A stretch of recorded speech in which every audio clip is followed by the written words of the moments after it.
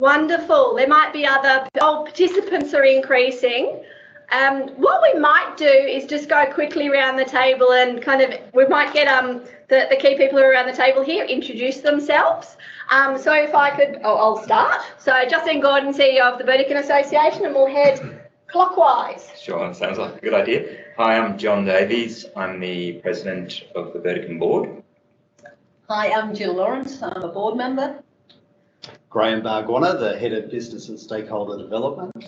I'm Jay Bunkle, I'm one of the board members. I'm Shoshana Wall, one of the board members. Marion O'Brien, one of the board members. Hayden King, board member. Casey Munro, First Nations Case Manager and Cultural Liaison Consultant. And here this evening, or this afternoon, is our guest speaker. Thank you, Casey. And I am Anna, and I am currently residing in a shared housing, a staffed housing with Burdekin. Peter Tustin, Head of Corporate Services at Burdekin. Cool. So I might hand over to Anna now, who is our MC for our AGM. Hi everyone, I am Anna, like I mentioned before, and I am currently residing in staffed housing with Burdekin, and I'm also currently transitioning into semi-independent living and graduating from year 12, and am in the middle of my HSC, so super busy. And I would like to formally welcome you all to the annual general meeting for the 2022 financial year. We will, in particular, I would like to welcome the young people watching from home, board members and staff. We will now need to start with formalities required of an AGM. Can I please ask that everyone put your microphones on mute? Thank you. If you have any questions you would like to ask, please pop them into the chat at any time, and we will answer these questions later on in the event. Now, I would like to start with the acknowledgement of country. I acknowledge that we are here on the land of the Gadigal people, and I pay my respects to the spirits of the Gadigal people, elders past and present. Moving on to the business end of the AGM, we will start with the confirmation of the minutes of the 2021 annual general meeting, which have been distributed to all members. Can I please have a member move and second that the minutes are accepted as read? I'll move. Thank you, John. I'll second. Thank you, Jill. Yeah, thank you. And now I would like to introduce the Burdekin Association's president, John Davies, and welcome everyone to provide his summary. Thank you, Anna.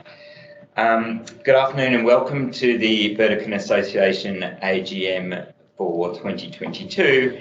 It is my pleasure on behalf of the board to have the opportunity to discuss a few achievements and a couple of challenges over the past year.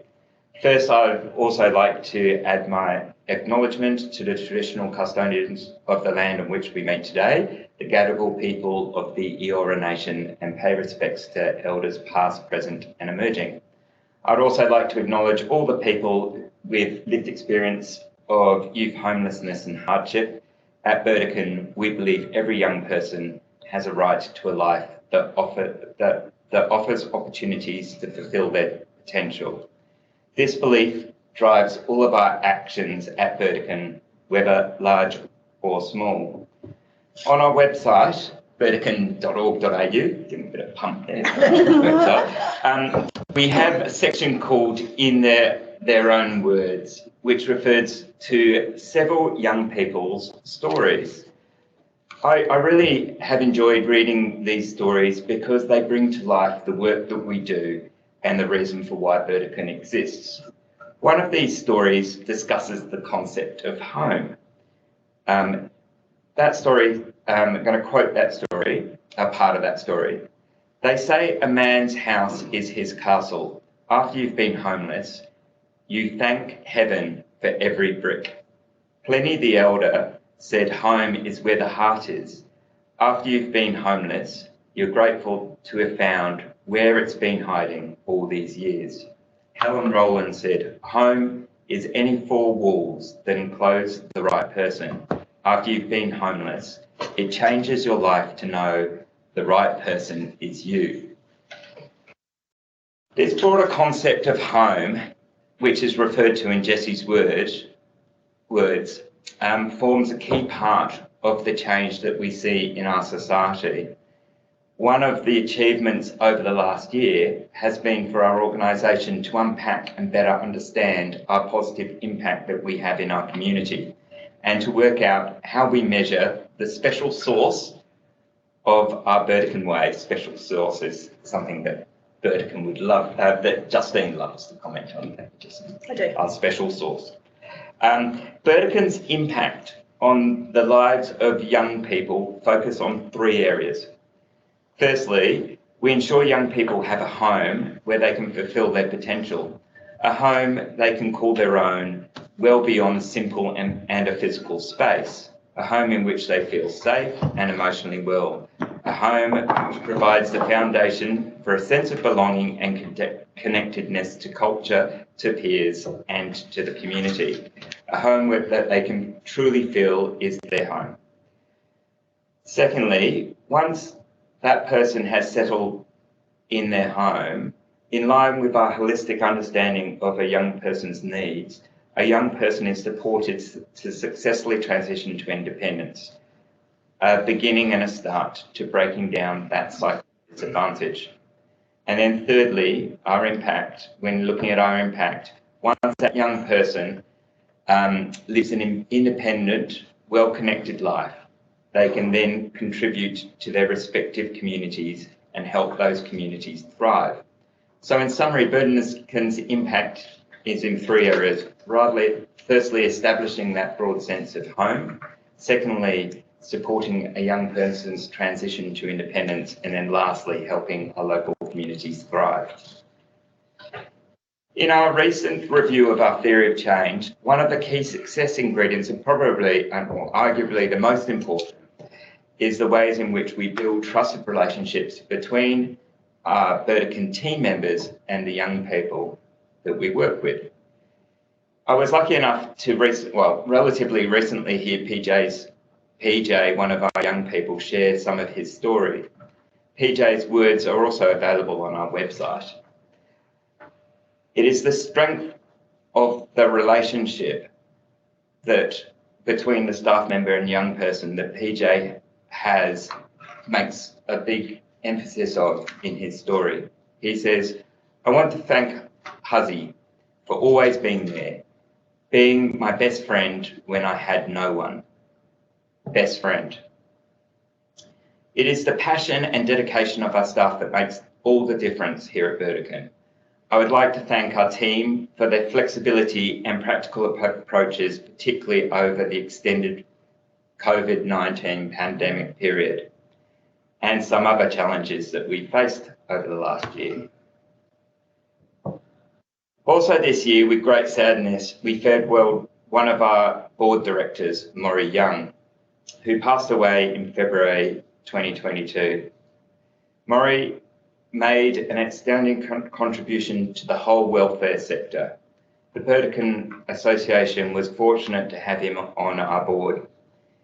He left a great impression through his mindful contributions and passion for both young people and strong governance. In his memory, we have established the Maury Young Scholarship Program to commemorate his impact and received 14 nominations during the first round of scholarships. Maury's family, supported by our staff, selected 2 scholarship recipients. In addition to thanking our CEO and management team and our staff for their efforts, I also recognise the Burdekin board for their support and commitment through what has been a year like no other.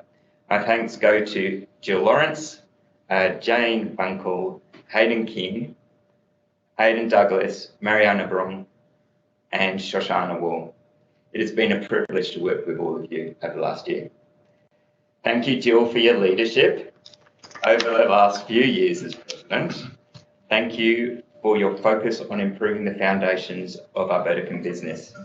It is these foundations that are key for us to do more, whether that's enabling us to work together with more young people or also enabling us to do more with each young person. You are always on the top of you're always on top of things and make the president role here at Burdekin look easy, but I know I've got very big shoes to fill. Shifting our sight to what the future holds, I look forward to the strategic planning conversations that we're having here this afternoon. I like to demystify the term strategy. It is not some sophisticated process that can only be done by specialist business analysts. For me, strategy is all about our team coming together and agreeing a few priorities to focus on, and then making those priorities happen with a few practical things. And so I really look forward to this afternoon's conversations. Thank you for listening to me this afternoon. I'll hand back to Anna. Thank you so much, John. I would like now to introduce Peter Tuskins, Head of Corporate Services, to present the financial summary. Thank you, Anna. So to start with, I'm very pleased to note that our financials have been independently audited by BDJ Partners, and an unqualified audit report has been provided. The 2022 financial audit report has been approved by the Burdekin board and is announced here today. For those who enjoy reading financial statements, you are welcome to review these statements in more detail. They'll be on our Burdekin website, and also, as we are a registered charity, they will be on the ACNC website. That's the Australian Charities and Not-for-Profits Commission website. In terms of financial sustainability, our financial position has reflected an improvement since the last financial year, and our financial reserves have increased. As we continue to grow, there continues to be sound management in place, and costs are being kept under control as best as we can to ensure that there is continued financial strength of the Burdekin Association. Despite the uncertain, inflationary and tumultuous world at the moment, Burdekin continues to provide a range of essential support services for young people, with 89% of our expenses being spent directly on service delivery. This was 86% for the last financial year, so 89% is for 2022. Looking further at our bottom line, we achieved a surplus of $134,000, and this was comparable to the surplus in the prior year of $151,000. This surplus gets added to our accumulated funds in our balance sheet, which makes sure our business maintains a financial buffer for the future. Equity, therefore, has increased to $1.087 million, and this financial buffer provides security that ensures our continuance in the uncertain years ahead, and ensures that we will continue our voyage into the future where young lives are lived to their full potential.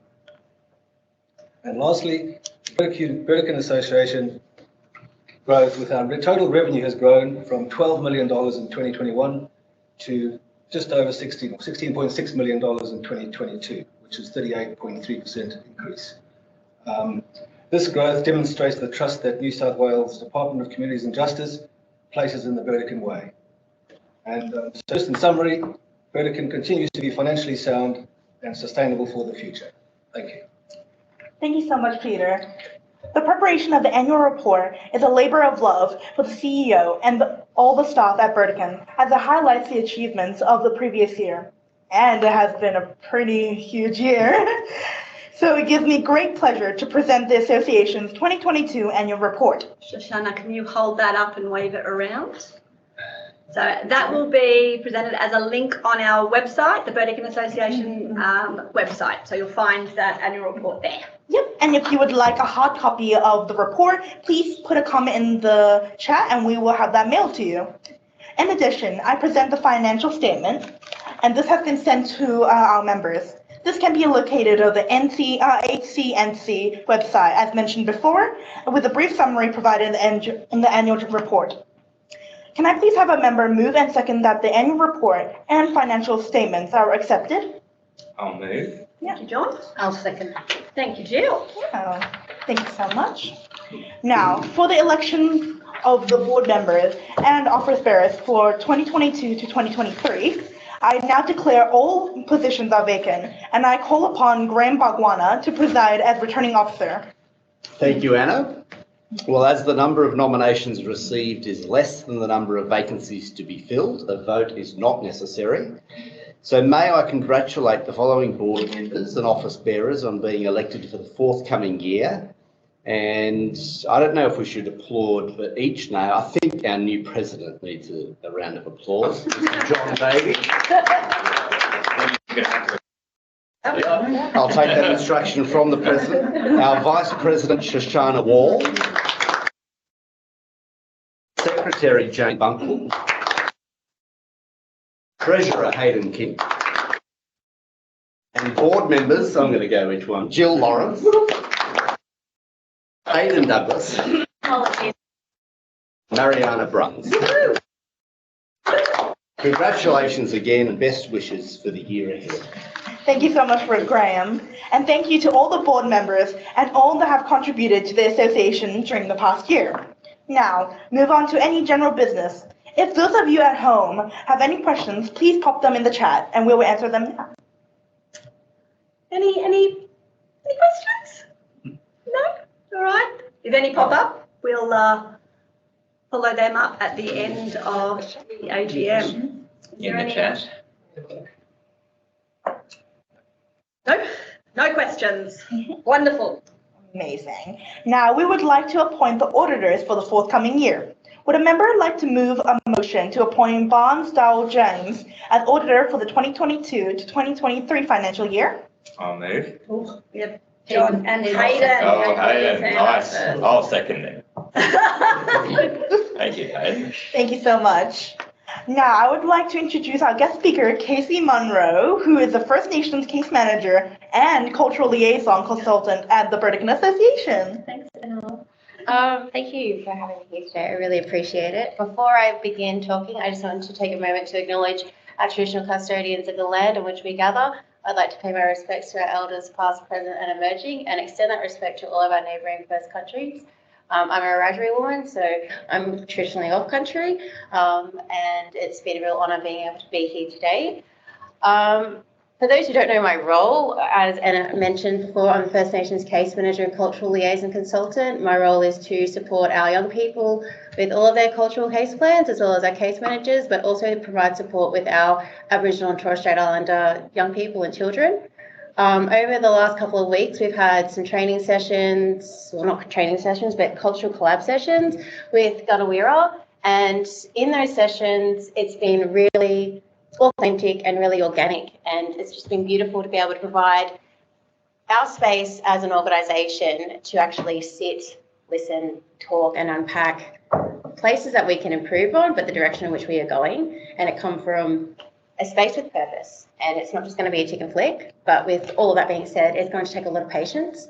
And I think the core of all of that is building relationships and valuing the voices of our young people, valuing the voices of their families, valuing the voices of the community which they come from.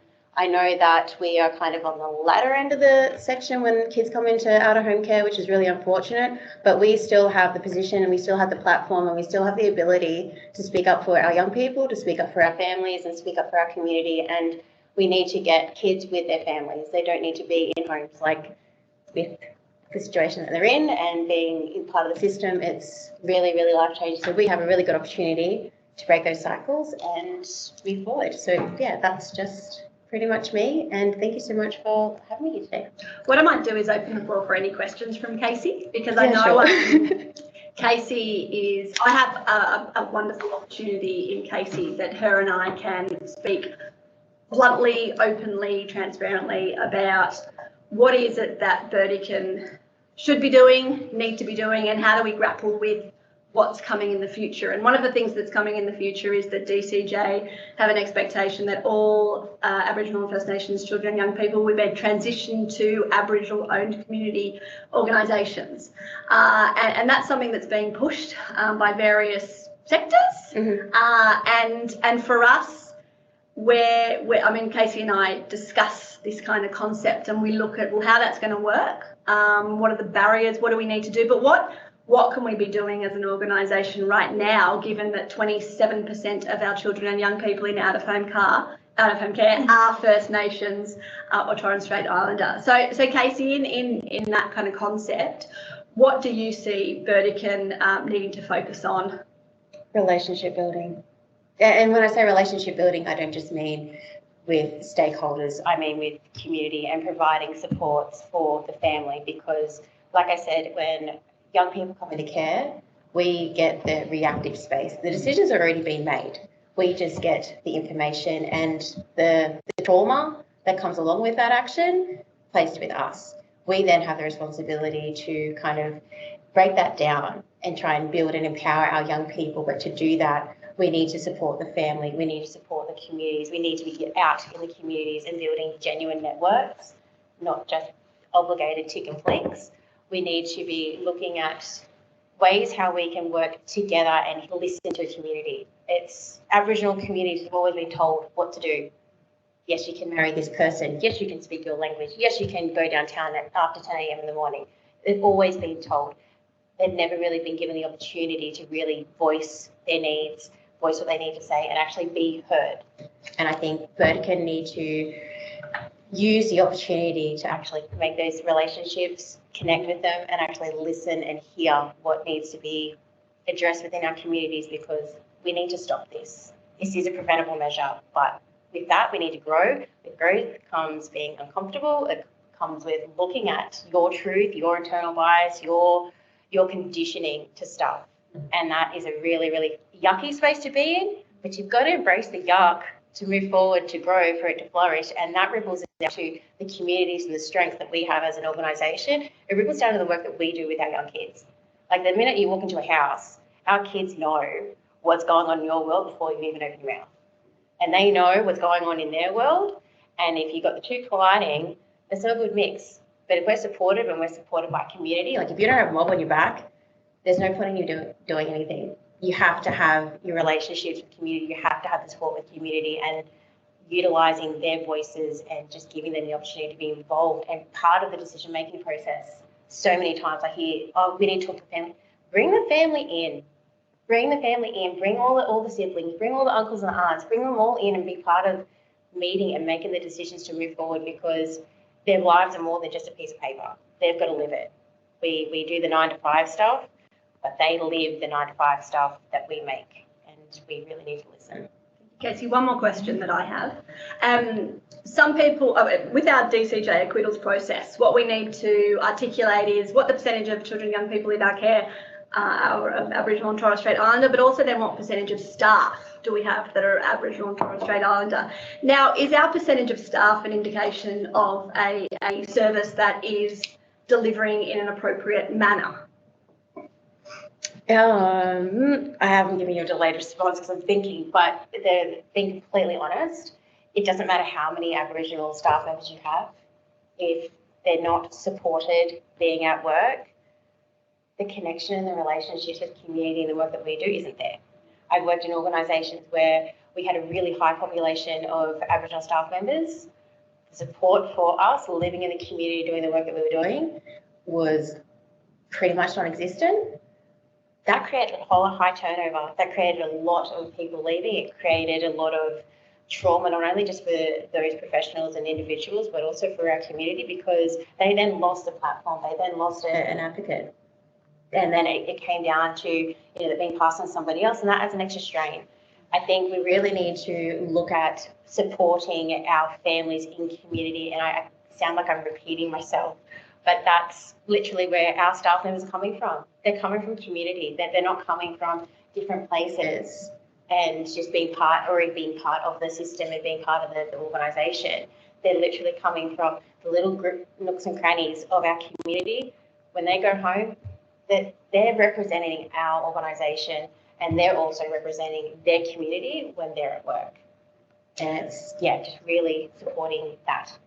Are we, Burdekin, a service that you think is ready for Aboriginal and Torres Strait Islander workers to want to be part of our organisation?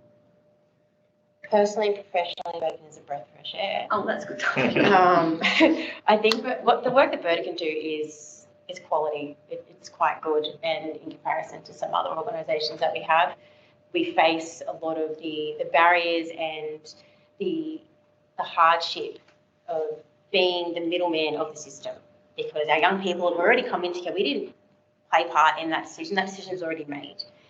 The family have already been part of that. Our children, like our young people, have been part of that. Us as an organisation, as workers, we are providing the care. Our youth workers are providing the care. The team leaders, our case managers, our practice leads, our board members, we're all making all of these decisions, and we're all part of it.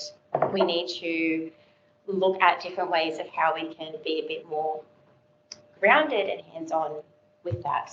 That makes sense. And I feel like I didn't answer your question, but I think we're at a really good space in embracing an opportunity to change. And it's a big change. It's life-changing, when you think of intergenerational trauma and the impact that that has, we have an opportunity to change that. We have an opportunity to nurture that and change the direction that it's going in, so it doesn't need to keep repeating. It's not going to happen overnight. It's going to take a lot of time, but if you're going to do something properly, you invest time. So the two key points I'm hearing are patience and relationships. Yeah, 100%. If I could just make ask one question, because John talked about the start, trusted relationships at the core of what we do, and to me, that comes from culture and understanding, which I think culture is a big thing that we, particularly with our expansion, we need to understand. And I also think you said the decision for people to come into care is really not made by them. It's almost made by a system. And to establish trust, is there trust in the system at all? Or is it by the time young people get to the Burdekin, we've got to start from scratch in building a trust, because it's almost fruit of a poison tree. If someone ends up with us because of a system they don't trust, we're just part of the system. What do we have to do? If that's real, what do we have to do to break that down as quickly as we can? I think the short of it, there isn't a trust. Where, like, historically, you look at it, that there's no trust, that the division of us and then still exists. Stolen generations are still existing. It's just not as visual as it was back then. It's still happening now. It's happening within our schools. It's happening within our hospitals. It's happening in our legislations where there are loopholes and there's that systematic racism and discretion, abuse of discretion, and the mandatory reporting and the discretion of the person making a helpline report about this young child. You know, a child could have 10 reports being made because they've got that history that then flags on the system that, well, there's a history there, there's something going on that when we keep missing, let's bring that child into care. We can bring them into care, but we have nowhere to put them because it has strain onto organisations like us where we're flat out with staff and houses and resources, and we're trying to keep up with the wheel of motion, but we're also trying to help our young people and our families and our communities heal with that, but they're still processing the trauma and the decisions that have been made. We're also trying to keep up, and it's like we're trying to create something, but our motion is at different speeds. And I think when it comes down to trust, it's either the system needs to be completely revamped, and that is not an overnight thing either. But I think for more education and more understanding and better access for people who are mandatory reporters to actually understand what they're reporting, why they're reporting it, the impact of that report, and then the support for our caseworkers who are part of DCJ, who are making those decisions, who are doing those removals, who are building rapport, and I use that very loosely, with the families when our young people do come into care.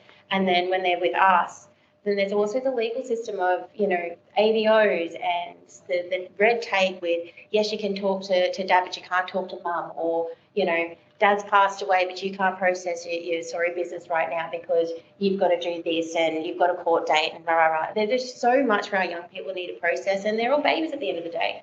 You know, you think of when you're 14, you know, the stresses of being a 14-year-old, and then with the trauma of being removed from your family, taken off country without your consultant, like without having your goodbyes from your community, and having goodbyes on good terms. Goodbyes on good terms are a really big thing that I'm noticing with just our young people from an education point of view, recruitment, being in care, being employed, friendships, caseworkers. By the time our young people get to us, they've gone through 30 caseworkers as it is. When they get to us, it's like, well, you're just another caseworker, you're just another youth worker, this is another house, you know, I'll smash the walls or whatever, and then I'll get moved somewhere else. And then that's just my way of keeping you at arm's length. So I don't need to create an attachment with you, I don't need to be vulnerable, and I don't need to look at the stuff that needs to heal. It's tough, it's hard, and I hope I answered your question, but I think trust is a really valuable thing. It's very rare, and it needs a lot of work. Thank you. Yes, it needs a lot of work. Thank you. Any other questions? Will you be at the strategic planning, Casey? Fantastic. Oh, she. Yes. I see it's already marked. Yeah. We've got time for one more. Quick one. Quick one. Can you introduce Gunawera to us a little bit more and our partnership with them? Where do you want that to go? Oh, that's a big question. Gannawira are a Aboriginal service located in Roselle. They have an amazing service at the moment ran by Katrina, who is their social worker, and she's a program that supports young mums and their bubs and just help them get back on their feet again, whether it be systematic stuff, family violence, homelessness, all that type of stuff. And it's just around building mum up to have the strength to use her community and to use her supports, and so her babies are supported. And that also demonstrates to her children that it's actually okay to ask for help. It's okay to receive help. It's okay to link in with other people, and that's how you create community. That's how you create good culture. That's how you create good sense of self-belonging and self-identity. And with Gannawira, we have had cultural collab sessions with them, with our staff over the course of a couple of weeks. They've been really amazing and very sacred, I would say, because it's given, I think, our staff the opportunity to really sit and be present with their thoughts and be present with reflecting on their role, who they are as a person, how they bring that into their professionalism, and then how influential and the impact that they have on the decisions that they make on their day-to-day work. Also listening and learning about Aboriginal and Torres Strait Islander culture. Like, we have a beautiful culture, it's the oldest culture in the world, and, you know, we need to be embracing that because the values and the structures of Aboriginal culture are just, not being biased, but it's just, it's the best. And it's just, we're very holistic people, we're very connected, we're very spiritual, we're very transparent, and we also are brave enough to stand up when we need to be, when it comes time to stand up. We're committed, and it's one for all of one, you know. It's really good. So with Gannawira, case managers, if you're listening, please remember their service, because they are willing to help us with our young people. They're extremely passionate. I know some of the faces that are on the screen have actually been to the sessions, and you guys actually engaged, and I could see how much you enjoyed it, and they really enjoyed having you there. So remember them for your young people and your families, because they're there to be used. Thanks, Casey. I think Gannawira for us are not just another service, or we didn't go to them for training. It's actually about us genuinely building a relationship. Yeah, 100%. So that they can support us and we can support them in whatever that need is. But it's a partnership. It's more than just they're there. Yeah, they're there, and they're really excited to work with us, and we're really excited to work with them. And I think we can make some really good practical change, sustainable change. Yeah. Casey, thank you for coming. Thank you. Yeah, thank you so much. Everything you said was very, listening to all the effort that everyone puts in everything, like all the decision making behind the screens, that we as young people, speaking from a young person's perspective, we don't really hear about this very often, but it is very reassuring to hear that there is a lot of effort being put in. So thank you so much. Yeah, you're welcome. Yeah. Now I would like to introduce Burdekin Association CEO Justene Gordon to present her summary. Well, I'll be short, because we've had Casey share a lot and we've had John summarise kind of the year ahead. I just want to really target thank you to Casey for coming. I think Casey's in a position in her life to be able to share with me her genuine thoughts. I'm able to share all of my real, honest biases that I have through my upbringing, and to be able to be challenged. And it's an absolute privilege to have her there by my side to help me understand. And I've told Casey that any DCJ's means we're attending around this transition is that she's coming to be able to interpret to me what we should be doing. So that's an honour to have Casey, at Burdekin. I want to thank the board for your letter writing skills, for your opportunity to just hear what I've got to say, to support, to guide, to challenge.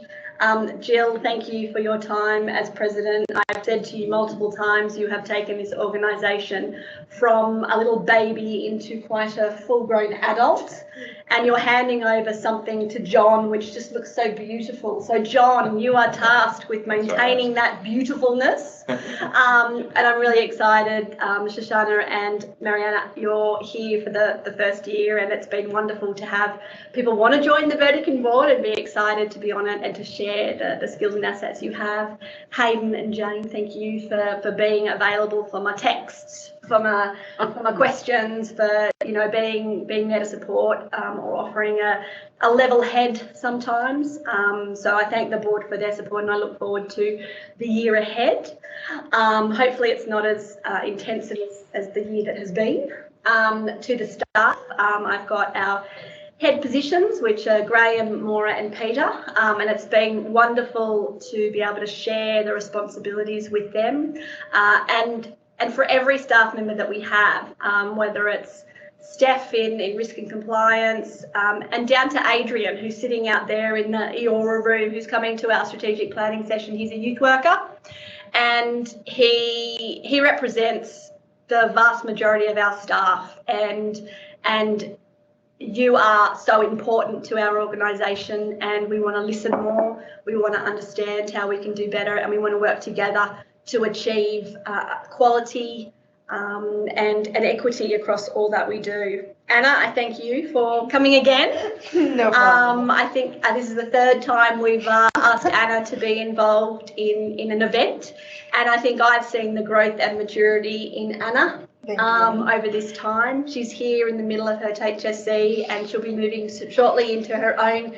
independent unit, but I think Anna was born ready for that. Trying my best. She's an amazing young lady, and we are so proud. Your world. So thank you. To Mariana, thank you for organising this venue here for us today, and to Nous for allowing us to, we love it. I think we're all just going to sit here. There's a lovely view out the back. To Kelly for organising. She bought chocolates and Pepsi backs, and for many of you'll know that that's all I live on. But look, most importantly, our staff and our young people, we're here for you.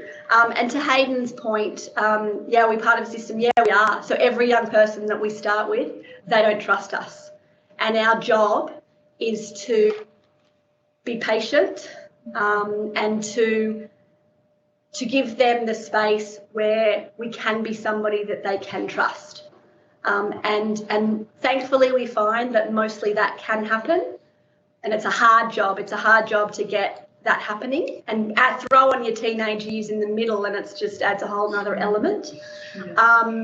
But when we see these young people come out that other side and reflect and maybe say thank you, maybe just once, it's just, it gives you such a thrill to have those moments in between all the other not so great moments. But that's our whole team. That's all of us playing that role together, and it's the board who provides us that governance framework to allow us to do the work that we do to quality, and to have that reputational what's the word where you elevate reputational elements? That isn't even a word, but anyway. But that we have that. I will finish now. AGM is a bit of a reflection of the year that was. We do it because we need to do it, but also it's a great way to wrap up the year. Today, after this meeting, we're looking at the strategic planning session, reviewing where we've been and looking at where we're moving forward. And I'm really excited about the year ahead, what it's going to bring, and how we're going to get there. So thank you to everybody for all that you do. Thank you, Anna, and our young people. And I will end there. Thank you so much, Justine. And again, I would like to thank everyone who has spoken and also not spoken today for attending.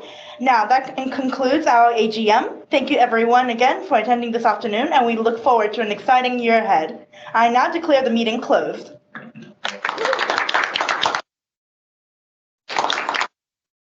Have a lovely weekend, everybody, and we'll see you all in the weeks to come. Thank you. Have a lovely day, guys.